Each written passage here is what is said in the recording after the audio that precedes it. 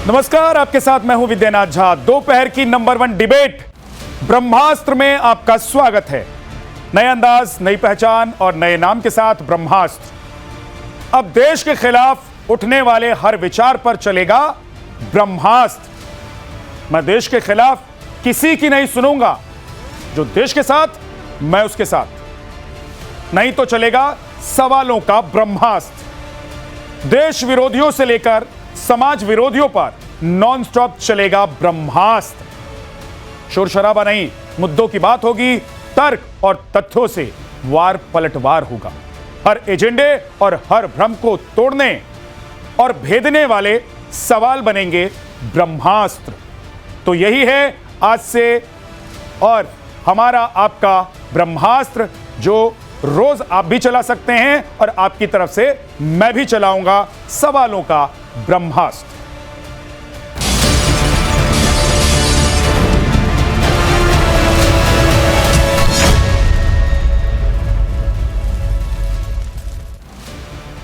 पिछले कुछ दिनों से यूपी के पूर्व मुख्यमंत्री अखिलेश यादव और कथावाचक अनिरुद्धाचार्य का एक वीडियो वायरल हो रहा है, जिसमें समाजवादी पार्टी के राष्ट्रीय अध्यक्ष अखिलेश यादव अनिरुद्धाचार्य से सवाल पूछते हुए दिखाई देते हैं।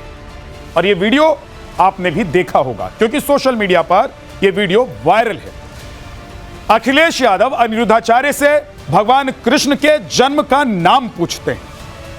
अनिरुद्धाचार्य अखिलेश के सवाल का जवाब भी देते हैं, लेकिन अखिलेश उनके जवाब से संतुष्ट नहीं होते हैं। फिर अखिलेश कहते हैं कि दोनों, यानी कि अखिलेश और अनिरुद्धाचार्य का रास्ता अलग अलग है। वीडियो 2023 का है, लेकिन इस पर बवाल पिछले कुछ दिनों से मचा हुआ है। और अब इस वीडियो पर अनिरुद्धाचार्य ने बिना नाम लिए अखिलेश यादव को करारा जवाब दिया है। अनिरुद्धाचार्य ने पूछा है कि हिंदू धर्म गुरुओं से अखिलेश ने अपना रास्ता तो अलग कर लिया, लेकिन मुसलमानों से भी वो यही बात कह सकते हैं क्या? हाल ही में अखिलेश यादव ने कांवड़ यात्रा से लेकर बाबा बागेश्वर तक पर तंज कसा था। इस पर भी विवाद हुआ। अब 2 साल पुराने वीडियो पर अखिलेश घिरते हुए नजर आ रहे हैं। उन पर तुष्टीकरण और जाति की राजनीति करने के आरोप लग रहे हैं। आज इसी मुद्दे पर करेंगे डिबेट, लेकिन सबसे पहले इस पूरे मामले पर अब तक क्या हुआ है आपको दिखा देता हूं एक रिपोर्ट। उसके बाद अपने पैनलिस्ट मेहमानों से आपको मिलवाएंगे। समाजवादी पार्टी के अध्यक्ष अखिलेश यादव और कथावाचक अनिरुद्धाचार्य के बीच आगरा लखनऊ एक्सप्रेसवे से शुरू हुआ शास्त्रार्थ थमने का नाम नहीं ले रहा। जो जवाब अनिरुद्धाचार्य अखिलेश यादव को एक्सप्रेसवे पर नहीं दे पाए, उस जवाब को उन्होंने अपनी व्यासपीठ से देने की कोशिश की।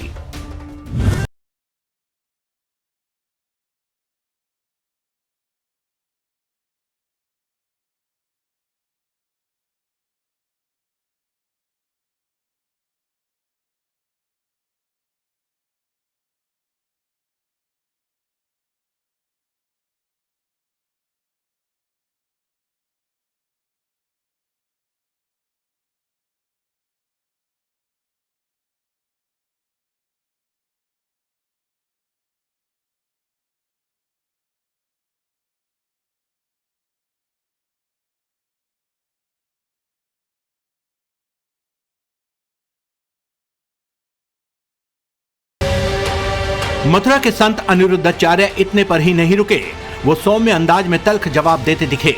भक्तों की भीड़ के बीच उन्होंने सपा अध्यक्ष अखिलेश यादव का नाम तो नहीं लिया, लेकिन इशारों इशारों में जातिवादी सियासत से लेकर तुष्टीकरण की पॉलिटिक्स पर जमकर हमला बोला। सवाल भी उठाया कि जिनके मन में प्रजा के प्रति इतनी नफरत है, वो समाज को एकजुट कैसे रख सकते हैं। दरअसल अखिलेश यादव और अनिरुद्धाचार्य के बीच शब्दों का यह युद्ध उस वायरल वीडियो के बाद शुरू हुआ जो साल 2023 का बताया जा रहा है, जब आगरा लखनऊ एक्सप्रेसवे पर अनिरुद्धाचार्य का सामना अखिलेश यादव के सवालों से हुआ था। तब अखिलेश ने भगवान कृष्ण के जन्म से जुड़ा एक सवाल अनिरुद्धाचार्य से पूछा था। सोशल मीडिया पर यह वीडियो जमकर वायरल हुआ तो अनिरुद्धाचार्य का भी जवाब आ गया और उन्होंने अपने अंदाज में अखिलेश यादव को खूब सुनाया। ये पहली बार नहीं है जब अखिलेश यादव को लेकर किसी कथावाचक या संत का बयान सामने आया है। पिछले कुछ दिनों से अखिलेश यादव सनातन से लेकर संत और कांवड़ यात्रा पर दिए अपने बयानों को लेकर सुर्खियों में है। अनिरुद्धाचार्य से पहले अखिलेश के निशाने पर सीधे सीधे कथावाचक धीरेन्द्र शास्त्री भी आ गए थे। अखिलेश यादव ने बाबा बागेश्वर पर अंडर टेबल पैसे लेने तक के आरोप लगा दिए थे, तो धीरेन्द्र शास्त्री ने भी जवाब देने में देरी नहीं लगाई थी। सच्चा रास्ता ही धर्म का रास्ता है, वही सनातन का रास्ता है। अन्याय करने वाले सनातनी नहीं हो सकते, भेदभाव करने वाले सनातनी नहीं हो सकते। केवल कपड़े पहनने से कोई बाबा योगी नहीं बन जाता है। इटावा में ब्राह्मण और यादव विवाद के बाद से अखिलेश ने जाति विशेष के कथावाचकों के खिलाफ मोर्चा खोल रखा है। इसके लिए उन्हें विरोध का सामना भी करना पड़ा। अखिलेश जहां पीडीए को एकजुट करने के दावे करते हैं, तो वहीं जातीय कार्ड को आधार बनाकर सियासी किलेबंदी को मजबूत करना चाहते हैं। लेकिन सवाल उठ रहे हैं कि क्या जाति की राजनीति और सनातन को टारगेट कर अखिलेश यादव मोदी योगी का मुकाबला कर पाएंगे? क्या एक खास वर्ग के वोट बैंक को खुश करने के लिए अखिलेश सनातन और साधु संतों को निशाना बना रहे हैं? Bureau report, times now, Navbharat. Akhilesh Yadav ने अनिरुद्धाचार्य जी के जवाब को सुनने के बाद कहा कि आपका रास्ता अलग और मेरा रास्ता अलग। 2 साल बाद अखिलेश यादव को अनिरुद्धाचार्य ने जवाब दिया है, क्योंकि इस पर बवाल मचा हुआ था पिछले कई दिनों से। और इसलिए आज हमको लगा कि ब्रह्मास्त्र में आज इस मुद्दे पर हमको बात करनी चाहिए कि अखिलेश का कहना क्या था, अखिलेश का मतलब क्या था, और अनिरुद्धाचार्य ने 2 साल बाद अगर जवाब दिया है तो उन्हें जवाब क्यों देना पड़ा। हमारे साथ बात करने के लिए डॉक्टर विशाल मिश्रा हैं, राजनीतिक विश्लेषक, अमितोष पारिक हैं, वीएचपी के प्रवक्ता, योगी उमेश पुरी हैं, हिंदू धर्मगुरु, चंचल यादव समाजवादी पार्टी के प्रवक्ता हमारे साथ हैं, अवधेश यादव जी हैं, अध्यक्ष विश्व यादव परिषद के, राहुल लाल जी हैं, राजनीतिक विश्लेषक हमारे साथ। आप सभी लोगों का बहुत बहुत स्वागत है। योगी उमेश पुरी जी, क्या अखिलेश यादव जानबूझकर हिंदू धर्मगुरु, कथावाचक और सनातनियों से अपना रास्ता अलग बता रहे हैं, और इससे उनको क्या फायदा होगा? देखिए, ये बड़े दुर्भाग्य की बात है कि समय समय पर अखिलेश यादव ने सनातन धर्म के विरुद्ध जहर उगलने का काम किया है, और ये कोई नई चीज नहीं है। देखिए क्या होता है कि वैसे तो ये अखिलेश यादव है, यादव तो बड़े धार्मिक प्रकार के व्यक्ति होते हैं, भगवान श्री कृष्ण की भक्ति में रहते हैं, लेकिन यादव होने से और उसकी परवरिश होने में बड़ा अंतर होता है। वो यादव तो है, लेकिन उनकी परवरिश कैसे हुई है हम सबको बताने की आवश्यकता नहीं है कि वो अपने पिता के मार्ग पर चल रहे हैं। उनके पिता ने भी क्या किया था कि राम जो कार सेवक थे, उनकी हत्या करवाने का काम किया था, तो वो संस्कार पुत्र में भी आ गए। अब आप एक कल्पना कीजिए कि बागेश्वर सरकार अंडर द टेबल पैसे लेते हैं, अनिरुद्धाचार्य से हमारे संबंध समाप्त हो गए। इन्होंने क्या कर रखा है? देखिए, मैं कई मीडिया चैनल पर एक बात बोल चुका हूं। अखिलेश यादव एक आप मान सकते हैं कि वर्तमान का अगर कोई औरंगजेब है तो वो अखिलेश यादव को देख ले। औरंगजेब मुझे लगता है कि बिल्कुल ऐसा ही व्यक्ति रहा होगा जिसने सनातन को खत्म करने का काम किया। और अखिलेश क्या करते हैं? समय समय पर सनातन के विरुद्ध बोलते हैं, लेकिन इस व्यक्ति के मुंह से आज तक भी किसी मौलाना के बारे में, मौलवी के बारे में वीडियो भी कुछ नहीं निकला। क्यों? क्योंकि मुसलमान मौलाना मौलवी, ये मौलाना मुसलमान मौलवी कौन है इनके? ये भैया इनके माई बाप हैं। ये इनके आधार पर तो उत्तर प्रदेश में चुनकर आते हैं, लेकिन ये क्या करते हैं कि सनातन में हिंदू समाज को जात पात के नाम पर बांटने का काम करते हैं, कथावाचकों के नाम पर बांटने का काम करते हैं। क्या हो गया? अखिलेश का चरित्र ही ऐसा हो गया कि सनातन के विरुद्ध कुछ बोलना, मुसलमानों को खुश करना, उनका वोट बैंक लेना और सत्ता में आना। तो सनातन इनके टारगेट पर रहता है। और मैं फिर बोलता हूं, अगर औरंगजेब का कोई जन्म हुआ है दोबारा से, तो वो अखिलेश यादव के रूप में हुआ है। मैं वापस आऊंगा।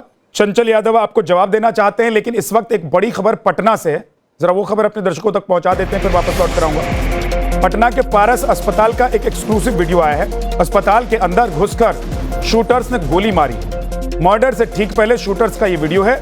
आईसीयू वार्ड में बदमाशों ने चंदन मिश्रा को गोली मारी और इलाज के दौरान चंदन मिश्रा की मौत हो गई। बिहार में पिछले कुछ दिनों से कानून व्यवस्था को लेकर सवाल उठ रहे हैं। और बदमाश कितने बेखौफ हैं उसका अंदाजा आप इस बात से लगाइए कि हॉस्पिटल के अंदर घुसकर मर्डर की वारदात को अंजाम देते हैं। आईसीयू वार्ड में बदमाशों ने चंदन मिश्रा को गोली मार दी। इलाज के दौरान चंदन मिश्रा की मौत हो गई।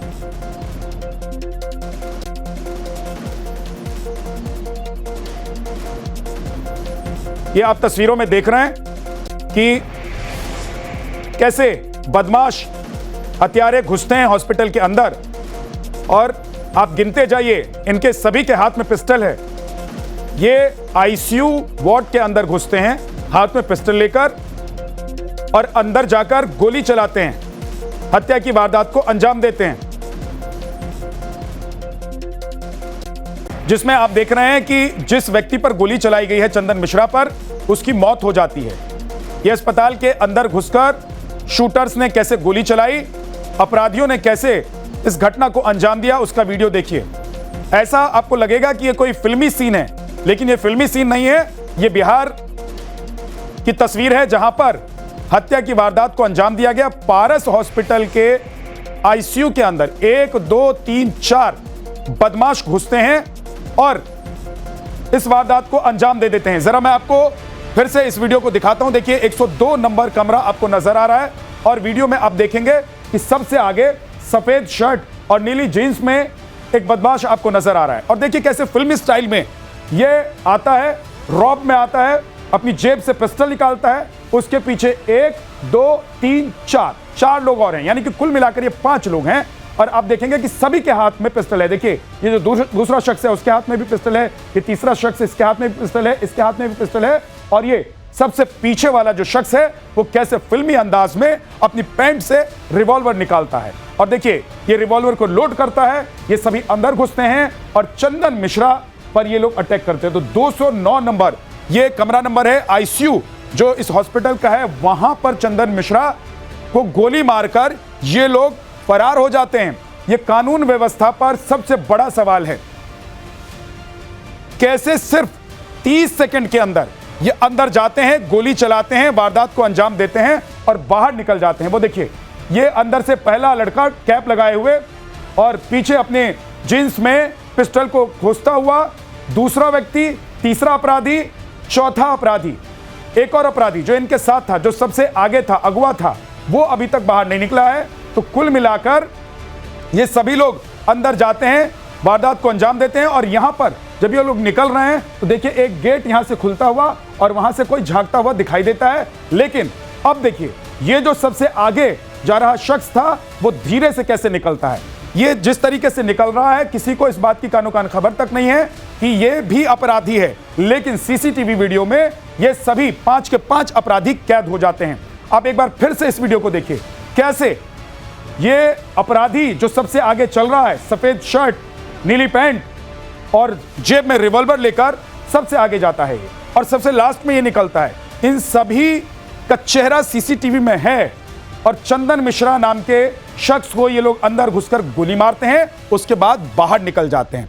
मतलब इतने बेखौफ अंदाज में ऐसा लग रहा है किसी फिल्म की शूटिंग चल रही है और एक के बाद एक 5 अपराधी घुसते हैं हॉस्पिटल में आईसीयू के अंदर और वारदात को सिर्फ बताया जा रहा है कि 30 सेकंड में अंजाम देकर 4 लोग पहले भागते हैं और 5वां अपराधी जो सबसे आगे होता है वो धीरे से निकलता है ताकि किसी को ये लगे ना कि वो भी इस अपराध में शामिल है। लेकिन सीसीटीवी में ये सभी कैद हो गए हैं और अपराध की ये बड़ी घटना बिहार से, पटना से, जहां का ये वीडियो बताया जा रहा, पारस अस्पताल का ये वीडियो है जहां इस वारदात को अंजाम दिया गया। देखिए एक बार फिर से ये एक एक करके पहले अंदर घुसते हैं, उसके बाद बाहर निकलते हैं और यहां से भाग जाते हैं। अब अगर कानून व्यवस्था पर सवाल नहीं उठेगा तो फिर क्या होगा? अगर अपराधी इतने बेखौफ हैं कि किसी हॉस्पिटल के अंदर घुसकर 5-5 अपराधी घुसते हैं, पिस्टल लेकर घुसते हैं और वारदात को अंजाम देते हैं और भाग जाते हैं। अब देखिए जरा इधर इस वार्ड के बगल वाला जो रूम है वहां से एक शख्स अपनी गर्दन निकालकर झांकता हुआ दिखाई देता है, लेकिन तभी सबसे आगे चल रहा जो अपराधी है, जो सबसे पीछे निकलता है वार्ड से इस वारदात को अंजाम देने के बाद, वो कितने इत्मीनान से, आराम से जा रहा है। ऐसा लग रहा है कि इसको किसी बात का डर नहीं है। इसको पता है कि हॉस्पिटल में इसे कोई पकड़ नहीं सकता है। सभी लोग हथियारों के साथ थे और सभी लोगों ने, सिर्फ बताया जा रहा है कि 30 सेकंड के भीतर इस वारदात को अंजाम दिया।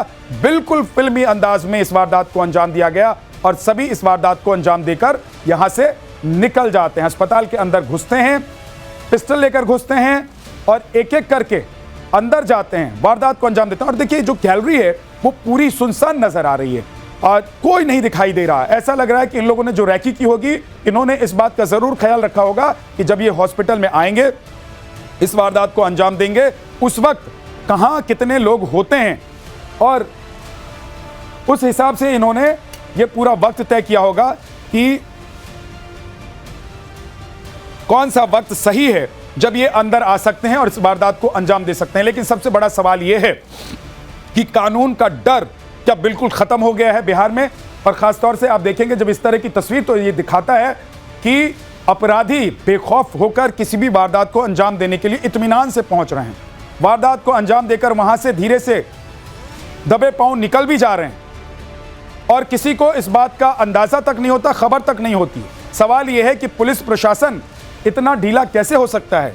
कानून का खौफ अगर अपराधियों में नहीं होगा तो वो इस तरह की वारदात को अंजाम जरूर देंगे। और बिहार में कानून व्यवस्था को लेकर सवाल लगातार उठ रहे हैं। कई ऐसे जिले हैं, कई ऐसे क्षेत्र हैं बिहार के जहां पर अपराधी बेखौफ होकर अपराध को अंजाम दे रहे हैं। सवाल उठता है कि कानून व्यवस्था बिहार का इतना लचर क्यों हो गया है और क्या पुलिस का, कानून का डर अपराधियों में नहीं रह गया है? नीतीश कुमार जब पहली बार बिहार के मुख्यमंत्री बने थे, उस वक्त उन्होंने कानून व्यवस्था को लेकर ही सबसे ज्यादा काम किया था और इसीलिए बार बार लोगों ने उनको चुना, क्योंकि बिहार में कानून व्यवस्था चरमराई हुई थी, चारों तरफ अपराध का बोलबाला था। एक बार फिर से मैं आपको दिखाता हूं, ये पारस अस्पताल के अंदर की तस्वीर है, फिर से आपको बता दूं।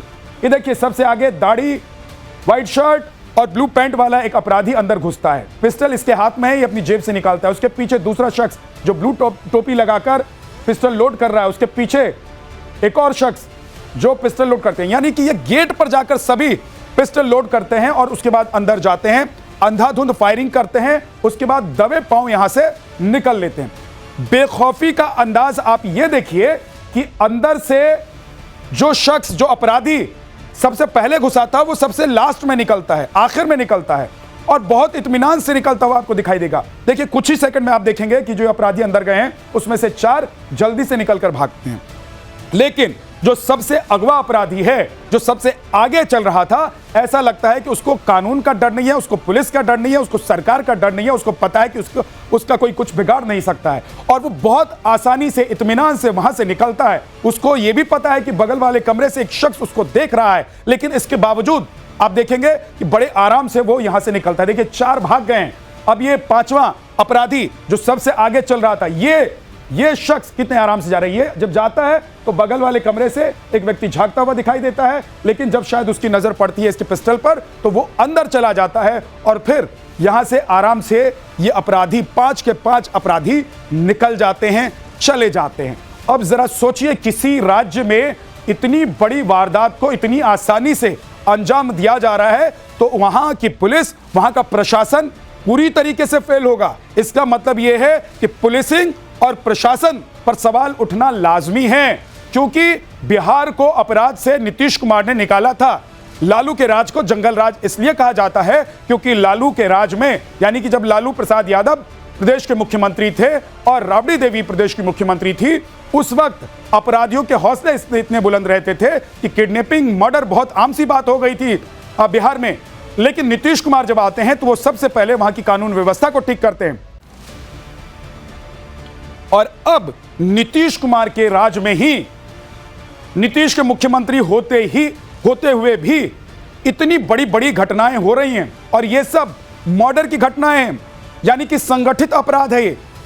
जब मर्डर जैसी घटनाएं होती हैं तो इसका मतलब यह होता है कि वो संगठित अपराध है और इस तरीके से अगर वारदात को अंजाम दिया जाए तो ये किसी सिंडिकेट के हिस्सा हो सकते हैं। और ये लोग जो अपराधी आपको दिखाई दे रहे हैं, जाहिर सी बात है कि इनको पता है कि इनको बचाने वाला कोई होगा, इनके ऊपर कोई एक्शन नहीं होगा। अब देखना यह है कि ये वीडियो सामने आने के बाद, ये विजुअल सामने आने के बाद, क्या नीतीश कुमार की पुलिस, बिहार की पुलिस इन अपराधियों को पकड़ती है और कितनी जल्दी पकड़ती है, इनको क्या सजा होती है और आपने देखा होगा कि उत्तर प्रदेश में जब योगी आदित्यनाथ आए थे तो इसी तरीके से अपराध चरम पर था, लेकिन उन्होंने सबसे पहले उत्तर प्रदेश में कानून व्यवस्था पर काम किया। उन्होंने अपराधियों के हौसले तोड़ दिए। एक के बाद एक एनकाउंटर की खबर आती थी जिसको लेकर सवाल उठते रहे, लेकिन योगी आदित्यनाथ ने तय कर लिया था कि उत्तर प्रदेश से अपराध को साफ करना है, संगठित अपराध को खत्म करना है, और उस पर काम हुआ। ठीक उसी तरीके से नीतीश कुमार जब आए थे तो संगठित अपराध को उन्होंने खत्म किया था, अपराधियों की उन्होंने कमर तोड़ दी थी। बड़े बड़े अपराधी जिनके नाम से लोग कांपते थे, उन सभी अपराधियों के खिलाफ नीतीश कुमार की सरकार ने एक्शन लेना शुरू किया था। लेकिन अब बिहार को क्या हो गया है, अब नीतीश कुमार की सरकार को क्या हो गया है, वहां की पुलिस को क्या हो गया है? लोग बताते हैं बिहार के कि पुलिस किसी की नहीं सुनती। थाने में जाकर लोग अगर अपनी शिकायत करते हैं तो लोगों की शिकायत नहीं सुनी जाती। लोग बताते हैं कि पुलिस के पास आप जाइए तो आपका मामला सुन लिया जाएगा और ठंडे बस्ते में चला जाता है। तो फिर ऐसे में अपराधियों के हौसले बुलंद होंगे, क्योंकि अपराधियों को पता है कि पुलिस उनका कुछ बिगाड़ नहीं सकती है, पुलिस कुछ कर नहीं सकती है। यह बिहार की ऐसी तस्वीर है जो हर किसी को परेशान कर रही है। और बिहार में क्योंकि आने वाले वक्त में अगले कुछ महीनों में बिहार में चुनाव है, इसलिए विपक्ष भी लगातार उन पर हमलावर है। और यह विपक्ष के लिए मौका है कि आप बिहार को कैसे चला रहे हैं। क्या उत्तर प्रदेश जैसा एक मिसाल नहीं पेश किया जा सकता है? क्या योगी आदित्यनाथ की तरह बिहार में भी कानून व्यवस्था पर काबू नहीं पा सकते हैं? या नीतीश कुमार जब आए थे तो उन्होंने जैसे कानून व्यवस्था को कंट्रोल किया था, कानून व्यवस्था को मजबूत किया था, अपराधियों की कमर तोड़ी थी, अपराधियों के खिलाफ मुहिम चलाई थी, क्या बिहार में एक बार फिर से वैसी मुहिम नहीं चलाई जा सकती है? क्या बिहार के लोगों को फिर से डर कर रहना पड़ेगा कि कभी भी उनकी हत्या हो सकती है? क्या बिहार के लोगों को फिर से डर कर रहना पड़ेगा कि कोई भी आकर उनके बच्चे को या उनको उठा सकता है, किडनैपिंग हो सकती है, वसूली हो सकती है? तो बिहार की ये बदलती सूरत या सीरत आप कहें कि क्यों, और नीतीश सरकार या नीतीश सरकार की पुलिस आखिर सोई हुई क्यों है? क्यों अपराधियों के खिलाफ सबसे बड़ा ऑपरेशन नहीं चलाया जा रहा है? क्यों हर दूसरे दिन किसी ना किसी बड़े जिले से या बड़ी जगहों से इस तरह की वारदात की घटनाएं सामने आ रही हैं? और मर्डर जैसी घटनाएं, और मर्डर अगर प्लानिंग के साथ है तो ये संगठित अपराध है, और ऐसे अपराधियों को खत्म करना सरकार और प्रशासन का काम होता है। अब सवाल यह है कि नीतीश कुमार क्या बिहार में विधानसभा के चुनाव से पहले कानून व्यवस्था को दुरुस्त कर देते हैं, अपराधियों को नस्तानाबूद कर देते हैं, और अपने विपक्षी या फिर हम जैसे पत्रकार जो उनसे सवाल पूछ रहे हैं उनकी बोलती बंद कर देते हैं? यह देखना होगा। लेकिन वापस चलते हैं, हम बात कर रहे थे कि अनिरुद्धाचार्य और अखिलेश यादव जी का एक वीडियो वायरल हो रहा था, और वो वीडियो पिछले 2 साल पुराना है लेकिन अभी वायरल हो रहा था, जिस पर अनिरुद्धाचार्य ने अखिलेश यादव को टारगेट किया, उनको जवाब दिया है। और जवाब देते हुए उन्होंने कहा कि मुसलमानों से वो रास्ता अलग है ऐसा नहीं कह सकते, लेकिन वो कथावाचक या हिंदुओं से, सनातनियों से ऐसा कह सकते हैं। आपने सुना कि योगी उमेश पुरी ने कहा कि कैसे अखिलेश यादव या उनके पिता यानी कि मुलायम सिंह यादव जब प्रदेश में सत्ता में थे तो उन्होंने राम भक्तों के साथ क्या किया था, और विचारधारा कैसी रही है समाजवादी पार्टी की। क्या उसी को अखिलेश यादव आगे बढ़ा रहे हैं? चंचल यादव जी, आप जवाब देना चाहते थे, आप बोलिए।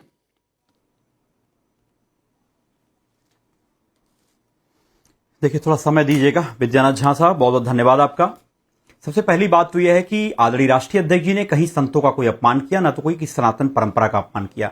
अगर मैं बात करूं तो आदरणीय अखिलेश यादव जी से बड़ा कोई सनातनी क्या हो सकता है? बाबा केदारेश्वर का इतना भव्य मंदिर इटावा के अंदर अगर हिंदुस्तान के अंदर कोई अगर एक व्यक्ति बना रहा हो तो आदरणीय अखिलेश यादव जी बना रहे हैं। इतना भव्य मंदिर कोई पर्सनल लाइफ में जो बाबा बैठे हैं इनके अंदर तो मेरा ख्याल है कि ये अभी हमारे नेता को औरंगजेब बोल रहे थे, इनके अंदर पक्का रावण का इनके अंदर कुछ ना कुछ जरूर होगा। ये मेरा ख्याल हो सकता है रावण के ही ये लोग अवतारी हों। तो ये जिस तरीके की इनकी भाषा है महात्मा जी की, औरंगजेब की पता नहीं ना जाने क्या बोल रहा है ये। मैं इतनी बात बोलता हूं महात्मा जी, संत की अपनी जो है भाषा निर्मल शीतल होती है। संत की वाणी से ही संत की पहचान होती है। आदरणीय पुरी साहब, आप मुझे बताओ कि जिस नृपेंद्र मिश्रा जो बहुत ज्यादा अपेक्षा नहीं करता मान सम्मान की, उसमें प्रिंसिपल सेक्रेटरी। अरे भाई, मैं बहुत ज्यादा मान सम्मान की अपेक्षा नहीं करता भाई तुमसे। अरे सुन लीजिए ना, ठीक है ना, सुन लीजिए ना। अरे मुझे बहुत ज्यादा अपेक्षा नहीं करते हम लोग आप लोगों से।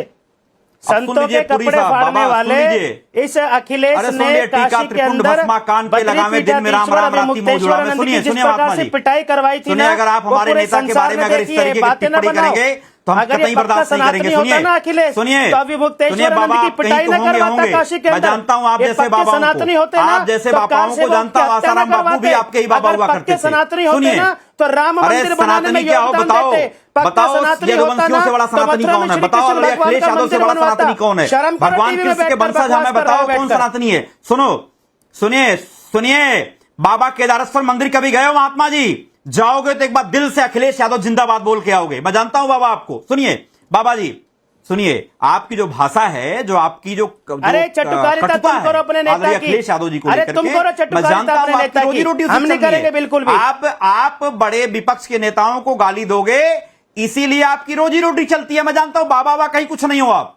मैंने कहा टीका लगा लेने से कोई बाबा नहीं हो जाता। सुनिए, दूसरी बात मैं कहना चाहता हूं, आदरणीय जिस कथावाचक की आप बात कर रहे हो, इन्होंने ही अभी सितंबर 2024 में बयान दिया था कि शंकर भगवान कृष्ण के साले हैं। बैठने से कोई प्रवक्ता नहीं हो जाता, समझ गए बाबा? बाबा सुनो, क्या कहोगे? चिन्ह खड़े करने की तुम्हारी कला बड़ी विद्यानाथ झा जी वही बाबा हैं। तो भारत तुम्हारा देख रहा है, समाजवाद क्या भगवान यही चरित्र तुम्हारा पूरा देख रहा है। ऐसे कथावाचक की आप सपोर्ट कर रहे हो, टीवी में हो रहा है, आज भी डिबेट में वही कर रहे हो। सदैव सुनिए पूरी जी, करते हो, इनको शांत कराइए, शांत कराइए इनको। अभी बोल रहे थे ये, अभी ये सुनिए, अभी औरंगजेब की अगर आप इतिहास में जाओगे तो आप ही मिलोगे। सुनो, आप मिलोगे, हम लोग नहीं मिलने वाले हैं। मैं इतनी बात जरूर कहना चाहता हूं। पुरी साहब, आप शांतिपूर्वक सुन लीजिए बात में जो कहना चाह रहा हूं। मैं इतना कहना चाहता हूं, आप अपनी बात शांति से कहिएगा चंचल यादव जी। उन्होंने कोई संत परंपरा का आप कह रहे हैं केदारेश्वर का मंदिर अखिलेश यादव बनवा रहे हैं, यानी कि समाजवादी पार्टी बनवा रही है, और एक संत का सम्मान आप नहीं कर सकते हैं, तो फिर मंदिर बनाने का क्या फायदा है? अरे ये संत कैसे, सुनिए ना, ये संत कैसे सम्मान ठीक है, वैसे ही औरंगजेब की ये ठीक वैसे ही संत हैं, ये ठीक वैसे ही संत हैं जैसे आप चंचल यादव हैं, जैसे आप समाजवादी पार्टी के प्रवक्ता हैं। हो सकते हैं क्या? हाँ, मैंने कहा टीका लगा लेने से कोई बाबा नहीं हो तो जाता। सर क्या समाजवादी पार्टी से सर्टिफिकेट लेना पड़ेगा क्या? किसी संत को संत होने के लिए, बाबा है वो, किसी संत को संत होने के लिए समाजवादी पार्टी से क्या सर्टिफिकेट लेना पड़ेगा क्या चंचल यादव जी? तो आप लोग सर्टिफाइड करेंगे कि कौन संत है कि कौन संत नहीं है? संत की सुनिए विद्यानाथ, अगर आप चाहते हैं कि वो, अगर आप चाह रहे हैं, अगर आप चाह रहे हैं कि उनके संत होने की परीक्षा लें, तो उनसे शास्त्रार्थ कर लीजिए।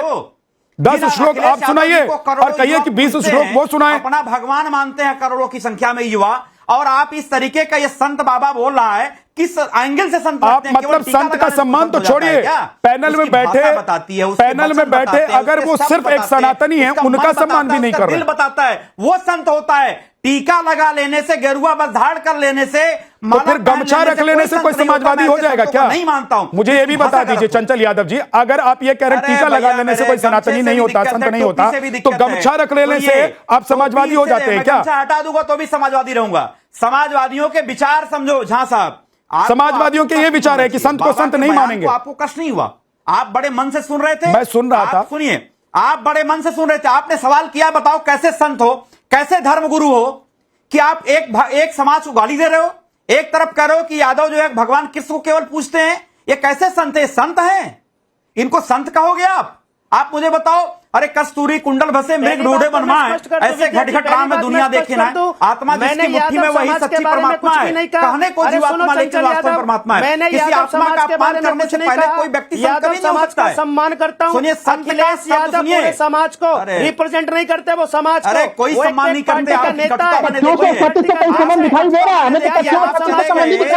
अखिलेश, मैं यादव समाज का अपमान नहीं कर रहा हूं। 600 साल ये पहले चले गए, पॉलिटिकल बातें यहाँ मत करो, मतभेद मत पैदा में जो करो। कंडीशन है वो नहीं देख रहे हो। मैं यादव समाज का सम्मान करता हूं। मेरी बात सुनो महात्मा जी, यादव समाज के बहुत सारे हैं रावण का आप अवतारी हो। मत करो, मैं यादव समाज रावण के अवतारी हो। मैं अखिलेश यादव की इस तरीके की भाषा हम समाजवादी लोग बर्दाश्त नहीं करेंगे। करता रहूंगा। दूसरी बात, मेरी बात सुनो, सच्चा रास्ता ही संत का रास्ता है, सनातन का रास्ता है। और धर्म हमारा, हिंदू धर्म हमारा इतना कमजोर नहीं है कि लोगों में भेदभाव करे, लोगों में बंटवारे की बात करे। हमारा धर्म वो है, यहीं से बाबा कबीरदास निकले हैं, वहीं से संत रैदास ही निकले हैं, यहाँ से न जाने महापुरुष लोगों ने देश को समाज का काम किया है। लेकिन हमारा धर्म एक सेकंड रुकिए, चंचल यादव जी अब हो गया, रुक जाइए। लेकिन आप आप केदारेश्वर जैसे बाबा मंदिर इसको बनवाकर कमजोर करने की कोशिश करेंगे भी हम संत इस का सनातनी अपमान आपका करते जवाब हैं। भी देने का काम करेंगे। तो फिर ऐसा मंदिर बनवाने का फायदा क्या है? अगर सच में सनातनियों से, संतों से, साधुओं से आप लोगों को प्रेम है, प्यार है, मोहब्बत है, अब पहली बात तो आदरणीय आप लोगों को अरुणाचार्य संत नहीं सबसे है, पहले उनका कथावाचक है, सम्मान पहली करना बात तो correct कर ली बिंदा चाहिए। अगर झा किसी में साहब। ज्ञान नहीं है, वो भगवा धारण किए बैठा अच्छा, है, झा साहब, तो एक भी बात कम से बताओ। कम आपको सम्मान अरे, करना झा साहब, चाहिए एक बात था। बताओ, एक सेकंड आपके रुक जाइए। दर्शक देख रहे हैं, चंचल ये यादव, बताओ भगवान शंकर को कृष्ण का साला बताने वाला वो संत कैसे हो सकता है? एक तब मिनट आपका रुको। खून नहीं खौला? अमितोष जी। तब आपका खून क्यों नहीं खौला? अमितोष ये जी। पुरी जी, महात्मा जी बैठे हैं जो, इनका खून क्यों नहीं खौला? रुक जाइए। अमितोष जी, साहब, क्या अखिलेश यादव बताओ ना, जाति विद्या धर्म साहब की बताओ राजनीति जवाब कर रहे इस बात का। हैं, या अनिरुद्धाचार्य, या हमारे साथ पैनल में बैठे योगी उमेश पुरी जी किसी दूसरे धर्म को नीचा दिखा रहे हैं और उसमें बंटवारा कर रहे हैं? झा साहब, बहुत बहुत धन्यवाद। मैं आपसे यही अपेक्षा कर रहा था कि आप मुझे मौका देंगे उन सवालों के साथ जिसके उत्तर के साथ समाजवादी पार्टी का या सो कॉल्ड लिबरल्स का या सेक्युलर का एक फॉल्स नैरेटिव जो कास्ट के ऊपर में चल रहा है वो सबके समक्ष आएगा। समाजवादी पार्टी से शुरू करता हूं मैं। चंचल यादव जी के 3 व्याख्या अभी। चांगुर को बाबा कहना और संत का अपमान करना, यह इनकी विचारधारा है। औरंगजेब के ऊपर में तिल मिला जाना और औरंगजेब के इतिहास में साधु को बताना और ये भूल जाना कि नागा साधुओं ने औरंगजेब के साथ लड़ाई लड़ी थी, भागा था पैर दबा के, वो ये भूल जाते हैं।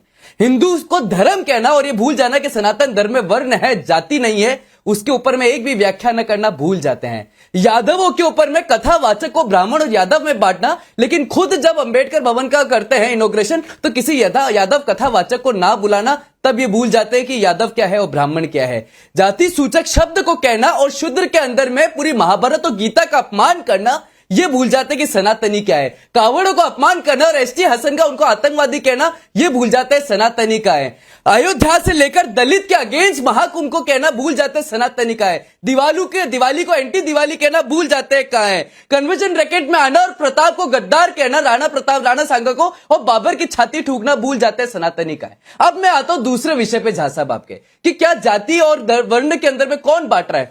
देखिए, सनातन के अंदर में there is no system of caste, और मैं आपको पूरे तथ्यों से बताऊंगा। सबसे पहला मैं आपको बताता हूं एक श्लोक पढ़ के, और ये सारा चंचल यादव जी को सुनाइएगा झा साहब अच्छे से।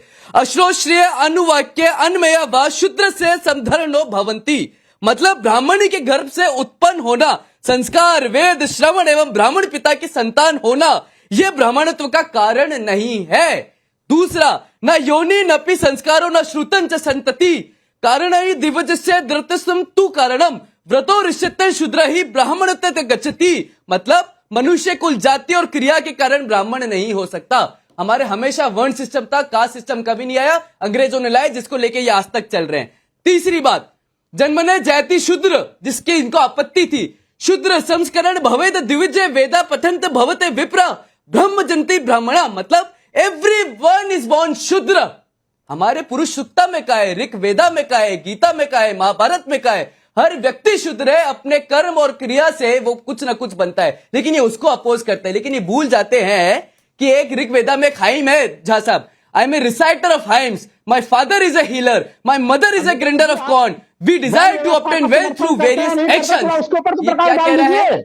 वर्ण व्यवस्था का आप समर्थन कर रहे हैं, जो वर्तमान में वर्ण व्यवस्था देखिए कैसे तिल मिला है, कैसे तिल मिला है, कैसे तिल मिला है, कैसे तिल मिला है झा साहब। इनकी जब पोल खुलने लगी, जब ये बैटल ऑफ कोरेगांव को बोलते हैं कि ये मराठा और मगध में लड़ाई थी जिसमें अंग्रेजों के साथ मराठा लड़े, ये उस विचारधारा से आते हैं जो देश को बांट चुके, भाषा को बांट चुके, साम्राज्य को, राज्य को, दलित को, ब्राह्मण को, शूद्र को, क्षत्रिय को बांट चुके, तो कथावाचक को बांट चुके, तो मंदिर को बांट चुके, तो हिंदू को बांट चुके, तो सनातन को, अगर ये बांट चुके तो भारत की आत्मा को जो सर्वधर्म संभव कहती है, ये उस विचारधारा से हो चुका। आपके वर्ण व्यवस्था वाले खाई को स्वीकार नहीं करेगा। शूद्र अब जाग चुका है, शूद्र उस भेदभाव का सामना नहीं करेगा। अमितोष जी, क्या आप शूद्र से अभी भी भेदभाव करें? अभी भी आप उसको देखिए कैसे निकला इनका अंदर का लिबरलिज्म, सेक्युलरिज्म, जातिवाचक, सूत्रवाचक, किस तरह से इन्होंने मनु के बारे में कहना, एकदम से सारे भाव क्यों निकल जाते हैं जब हम गीता की बात करते हैं, जब हम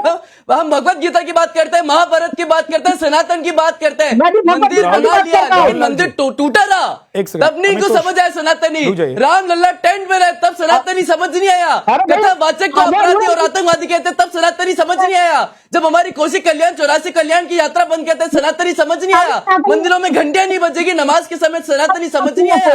अरे लाल टोपी लेके नियत कार्य लेके घूमना बंद करो। देश समझ चुका है कि कौन सनातनी है और कौन सनातनी विरोधी। नहीं जाता ठीक है, अमितोष रुक जाइए। मंदिर राहुल लाल जी, जाएंगे हम लोग। राहुल लाल जी, आपको ऑडियो क्लियर नहीं आ रहा है, जी। थोड़ा उसको ठीक कीजिए, मैं आपके पास लौट कर आऊंगा। आप जो कहना चाहते हैं वो बोलिएगा, लेकिन पहले ऑडियो ठीक करवा लीजिए। अवधेश यादव जी। कहूंगा अनुद्राचार्य जी पर कि विद्वान सर्वत्र पूजते, जिसके पास ज्ञान है वही विस्तार करेगा, प्रचार करेगा, प्रसार करेगा। और माननीय राष्ट्रीय अध्यक्ष अखिलेश यादव जी ने जो अनुद्राचार्य जी से सवाल पूछा, वो एक कथावाचक से सभी लोगों को पूछने का अधिकार है। हम लोग मनुस्मृति और सामंतवाद में नहीं जीते, हम लोग संविधान का पालन करते हैं। और यही सवाल उनसे उन्होंने पूछा है। क्यों? क्योंकि अनुद्राचार्य जी हर अपनी कथावाचक में हर जगह शूद्र का इस्तेमाल करते हैं, शूद्रों का अपमान करते हैं, और दलित और पिछड़ों की वजह से उनकी कथा भी चलती है, उनका जो है विस्तार भी हो रहा है, उनका धन भी उनके पास संचय हो रहा है। और आज वो इतने धनवान हो गए हैं कि अगर आप गिनती करेंगे तो करोड़ों में उनकी संपत्ति है। और दूसरा सवाल मैं कहूंगा, जो कह रहे हैं शूद्र का मतलब हमारे ऊपर ये सवाल क्यों उठाया जाता है, तो मुस्लिम धर्म गुरु कभी शूद्र नहीं कहता, कभी हमारे सिख भाई कोई भी शूद्र नहीं कहता। हमारे जो हिंदू धर्म गुरु हैं वही शूद्र का अपमान करते हैं, और जो शूद्र का अपमान करेगा, शूद्र के शब्द का इस्तेमाल करेगा, हम उसी से सवाल करेंगे। अरे मेरे भाई, वहां पर शूद्र मुस्लिम होता क्या और पहले ये वहां तो पर बता ईसाई, दो। वहां पर शूद्र होता क्या है पहले वो तो बताओ। नहीं होता है। और जो अनुद्राचार्य जी अभी जिसके साथ कथावाचक आप भेदभाव करते हैं, कथा दे रहे वो हैं, होता है जिनके साथ मेरा आप खाना नहीं सवाल खाते। है कि आप उन्हीं दलितों से, उन्हीं पिछड़ों से अपनी कथा में करोड़ों रुपए अरे इकट्ठा ये कर रहे हैं। जहाँ साहब और हर ये जगह आप फॉल्स शूद्रता का नैरेटिव, इस्तेमाल करते हैं, कास्ट उन्हीं का कम्युनिज्म, अपमान इस कर रहे सब की हैं। लेफ्ट अरे false narrative जानने में तो चलने वाले आप लोग आगे बढ़ रहे हैं। विजनलेस आज लोग हैं और हिंदुस्तान के कास्ट अंदर आइडियोलॉजी पे धर्म चलने जो वाले है लोग हैं। धंधा बन ये गया है। सनातनी नहीं है, सनातनी विरोधी लोग आज हैं। द्वापर में, अभी ये जो जातिवाद की बात एक- कर रहे एक- हैं, एक करके द्वापर में भगवान श्री कृष्ण यादव थे, उस समय भी जाति थी।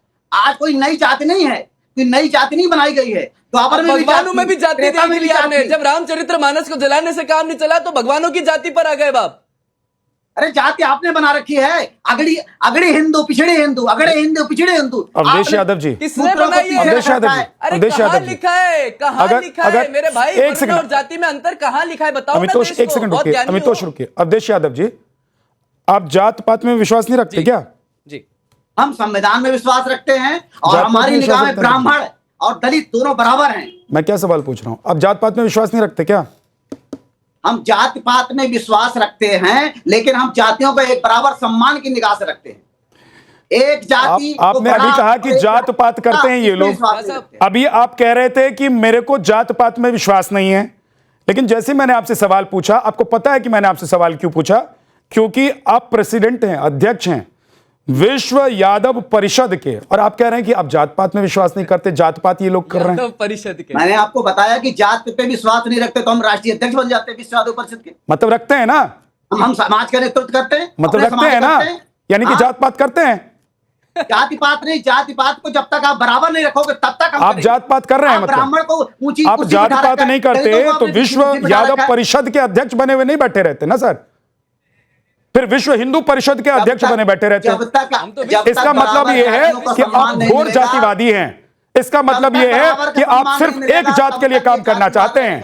इसका मतलब ये है कि आप सिर्फ एक जाति के लिए सोचते हैं। इसका मतलब ये है कि आप दूसरी जातियों से पहले यादवों को रखते हैं। विद्या फिर जी, आप ये नहीं कह सकते कि मैं जात पात नहीं करता हूं और जात पात फलाना लेकर आया। जाति पात जब तक आप सभी जातियों को बराबर का दर्जा नहीं देंगे हाँ साहब, एक तब तक मिनट। आपकी जातिवाद खत्म नहीं हो सकती है। कैसे देंगे आप बराबर एक का जात को ऊंचे दर्जा? ऊपर आपके उठा विश्व रखा है, एक जात आपके को विश्व ऊंचे यादव ऊपर उठा परिषद रखा के है। अध्यक्ष बन जाने से क्या सभी जातियों को बराबर का दर्जा मिल गया है? जब तक नहीं मिलेगा तब तक चैन से नहीं बैठेंगे। नहीं तो आपके विश्व यादव परिषद के अध्यक्ष बन जाने से सभी जातों को क्या बराबर का दर्जा मिल गया है? विद्या जी समानता के एक लिए सेकंड रुक जाइए राहुल। राहुल जी रुकिए, ब्राह्मण के बराबर दर्जा मेरे सवाल का जवाब एक दीजिए। मिनट समझिए। आप ब्राह्मण के बराबर का दर्जा ले लीजिए। एक मिनट। आप सारे वो कर्म कीजिए जो ब्राह्मण करते हैं ब्राह्मण का दर्जा मिल जाएगा आपको। आपके सामने जो तो चिल्ला ब्राह्मणों रहे हैं। के लिए कर्म आपके लिखा गया है सामने वेदों में, आपने उनका ग्रंथों जवाब नहीं में, दिया। वो कर्म करना शुरू कीजिए, आप ब्राह्मण हो जाएंगे। जवाब तो नहीं दिया। भाई आदि गुरु शंकराचार्य ने कहा था, जब उनका शास्त्रार्थ एक शूद्र से कराया गया और उनसे सवाल पूछा गया था कि ये तो शूद्र है जिससे आप शास्त्रार्थ करने जा रहे हैं, तो उन्होंने कहा था कि शूद्र और ब्राह्मण में फर्क यही है शंकराचार्य जी ने कहा कि जो ब्रह्म का ज्ञान रखता है वो ब्राह्मण है। संविधान से नहीं चलेंगे। शंकराचार्य जी ने कहा है कि मनुस्मृति से चलेंगे, संविधान से नहीं चलेंगे। आप शंकराचार्य के हिसाब से चलना चाहते हैं कि नहीं चलना चाहते हैं? हम संविधान से चलना चाहते आप हैं, शंकराचार्य को नहीं मानते हैं, आदिगुरु शंकराचार्य को? मनुस्मृति को नहीं मानते। हाँ, तो फिर आप छोड़ दीजिए, क्योंकि उनकी तो सारी लड़ाई थी सनातनियों के लिए। तो आपके हिसाब से तो आपको एक अलग से धर्म भी बना लेना चाहिए। अभी जो आप विश्व यादव परिषद लिख रहे हैं, विश्व यादव परिषद लिख रहे हैं सर, इसकी जगह आप एक अलग से धर्म भी इसमें जोड़ दीजिए। ये हिंदू, मुसलमान, सिख, ईसाई के अलावा एक अलग धर्म भी बना लीजिए। अगर आप सनातन पथ पर नहीं चलना चाहते हैं, है ना, हमारा धर्म है ना। कौन सा धर्म है आपका? कौन सा धर्म है? अरे क्या धर्म है आपका? क्या धर्म है आप? एक मिनट रुकिए चंचल यादव, क्या धर्म है आपका? संविधान। संविधान आपका धर्म संविधान है? संविधान है। तो ये विश्व यादव परिषद के अध्यक्ष बनकर क्यों बैठे हुए हैं? अरे तो फिर आपने झा क्यों लिख रखा है अपना नाम? आप झा हटा दीजिए, हम भी यादव हटा देते हैं। मैंने नहीं कहा कि मैं जात पात में विश्वास नहीं करता हूं। ये अमितोष कर रहे हैं जात पात। मैंने तो आपसे पूछा, आपने कहा कि मैं जात पात। और मेरी बात सुनिए भाई साहब, मेरी बात सुनिए ना। आप संविधान में विश्वास रखते हैं ना, तो अभी इसी वक्त टाइम्स नव भारत पर रिजाइन कर दीजिए विश्व यादव परिषद से। बोलिए कि आप संविधान में विश्वास रखते हैं, आप जात पात में विश्वास नहीं रखते, क्योंकि संविधान इसकी इजाजत नहीं देता। संविधान में सबको बराबर का अधिकार है। अरे बराबर का अधिकार आपके विश्व यादव परिषद के अध्यक्ष बनने से मिला कि नहीं मिला, ये बताइए। को भी अधिकार है। एक कुर्सी पे सब कब्जा करके नहीं बैठोगे आप। दलित भी बैठेगा, कुर्सी छोड़ दीजिए, कुर्सी छोड़िए। कल से आइए नोएडा, कल से आइए लखनऊ और बैठिए, बोलिए यादव नहीं, सारी जात के लोग मेरे पास आएंगे और उनको जो भी परेशानी है, अगर कोई ब्राह्मण भी है और उसको बराबर का दर्जा नहीं मिला तो उसको दर्जा दिलवाने का काम करूंगा, तब बोलिएगा सर। और ये विश्व यादव परिषद के अध्यक्ष बनकर बैठेंगे और कहेंगे कि जात पात में विश्वास नहीं करता हूं। राहुल यादव बोलिए, रुक जाइए। क्यों नहीं कहा कि संविधान से चलेगा देश? आपने आप संविधान से देश चलाना चाहते हैं ना, मैं भी चाहता हूं। अभी इसी वक्त रिजाइन कर दीजिए, तो आपने इसी वक्त रिजाइन कीजिए विश्व यादव परिषद के अध्यक्ष के पद से। क्यों नहीं किया कि मनुस्मृति से नहीं चलेगा, संविधान से देश चलेगा? सर आपने क्यों विरोध जो किया? बोलते हैं ना, जो बोलते हैं सोचा भी कीजिए कि क्या बोल रहे हैं। रुक जाइए, अवधेश जी बोलिए। राहुल यादव। विद्या जी, मैं ये चीज कह रहा हूं कि सबसे महत्वपूर्ण चीज क्या है यहाँ पे। देखिए, अभी अमितोष जी ने बड़ी लंबी लंबी बातें कह दी।